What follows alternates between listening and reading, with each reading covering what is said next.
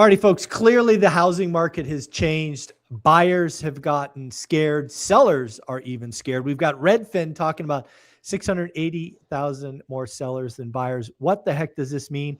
We're going to have a very important conversation with Stephen Dow because there is something you need to know about that you can use to your advantage. Stephen, how you doing, buddy? Oh man, doing good. It's end of the month kind of crunch in our industry. That's usually very hectic because with deadlines, and it's usually within that calendar month. Yeah. So end of the month means like I got to get this thing funded, even though you haven't sent me everything I needed until last second or whatever. So long Right. story short, yeah, doing good, Little man. chaotic. Otherwise, yeah, Little but chaotic. that's Yeah, okay. very cool. Well, do the Yeah. marketing spiel and then we'll get into the topic at hand.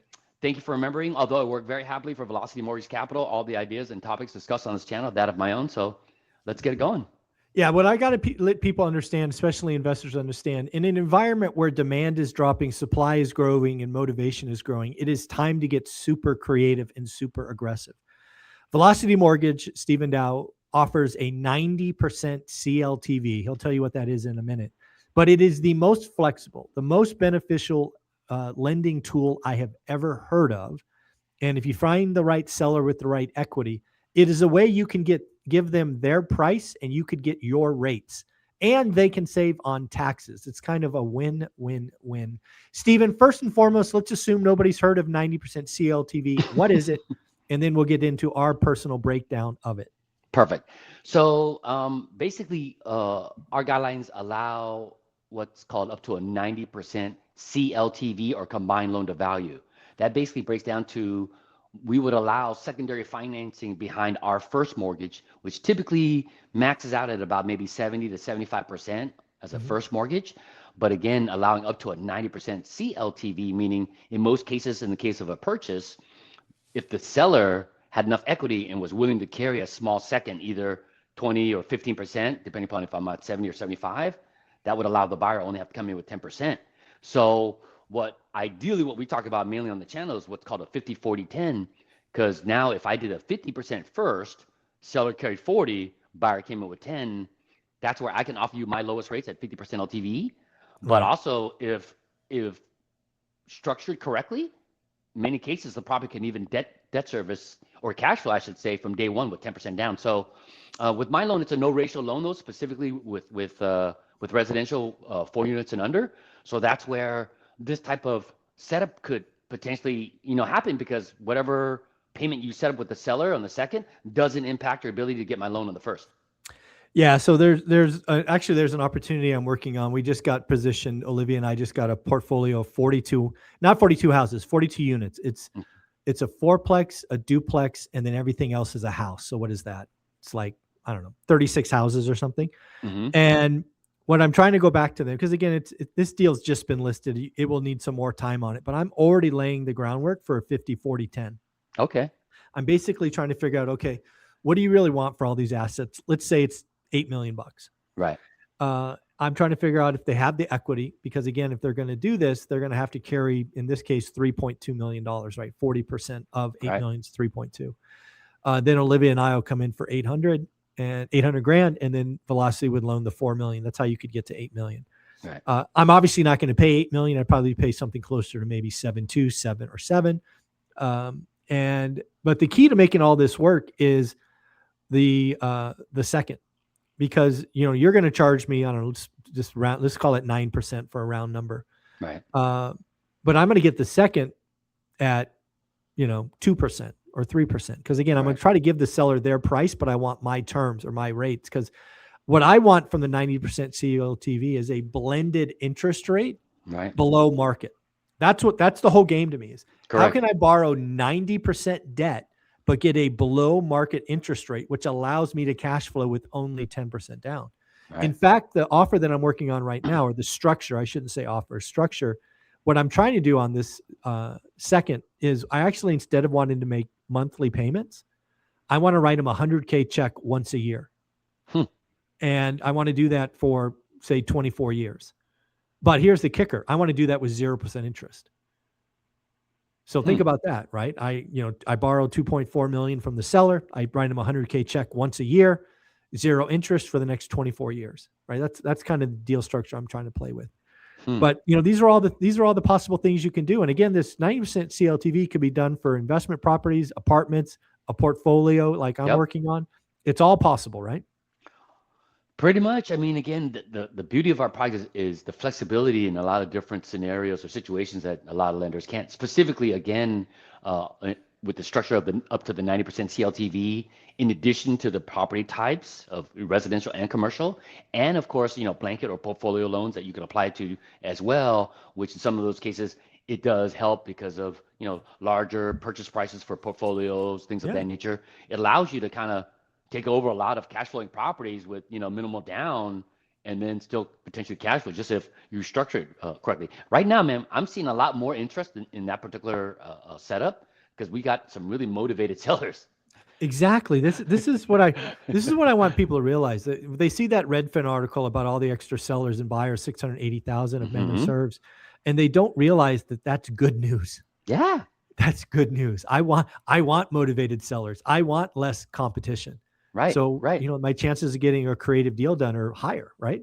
Well, because again, I don't think anybody, I won't say anybody, but not many people conceptually understand this type of creative financing to be able to pitch it or present it in such a way where, the seller's, oh, okay, I get it, and then it makes the process a little bit easier. But with motivated sellers, when you do present this option, I'm seeing people like, oh, wow, I didn't know this is, Yeah. possible. Yeah, sure, we can do this. Because again, I think it's a win-win for everybody. Seller gets to sell now, which is their purpose. A lot of people are like, price drops and like you said with Yeah. so much inventory you got so much competition you're Yeah. going to need to kind of separate from everybody else like everybody's kind of pricing the same otherwise it's a race to the bottom right with all Yeah. this inventory the laws of supply and demand Exactly. And you again, know just thinking about these 42 units, I will probably, again, for me, it's got to have more age on it, right? It's literally 7 days on the market at this point. So it's got to get to day 30 to day 45 for me to feel like I have a real chance, but I'm playing with it already. I got the inventory.